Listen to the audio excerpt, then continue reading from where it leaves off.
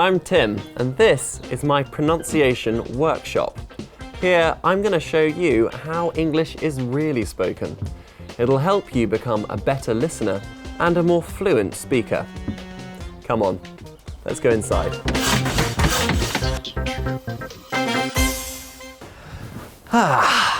Now, do you know my star sign? Of course you don't. I don't even know my star sign. I don't believe in any of that rubbish. But I know someone who does. Say hello to my twin, Tom.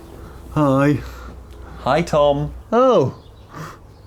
Hi, Tim. Now, Tom, do you know what our star sign is? Well, I don't know about your star sign, Tim, but I'm a Gemini. Thanks, Tom. You can go now. You're welcome. Bye. Yeesh. You know, when I think of Tom and the fact that I got the brains and the good looks, it makes me feel a bit like this.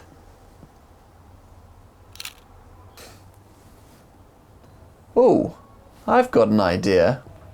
I can use this to help with this week's topic. Let's ask the people of London what they think of this photo.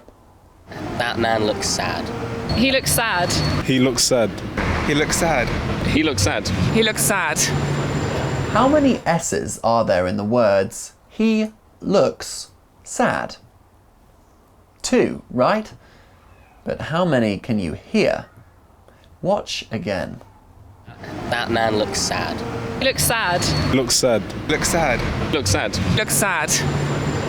When one word ends in a s sound and the next word begins in s, we don't pronounce both sounds, nor do we pronounce just one sound. Instead, they come together to make a slightly longer s sound. So, he looks sad becomes he looks sad. This is called twinning or gemination. It helps the words flow more fluently from one to the other in everyday speech. Here are some more examples. She's silly. He's sitting over there. Can you come this Saturday? That's so unfair. Right, so you've heard the examples and now it's your turn. Are you ready to start? Listen and repeat. She's silly. He's sitting over there. Can you come this Saturday?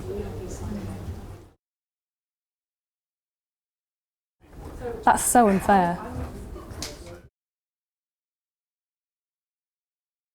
How did you get on? Great.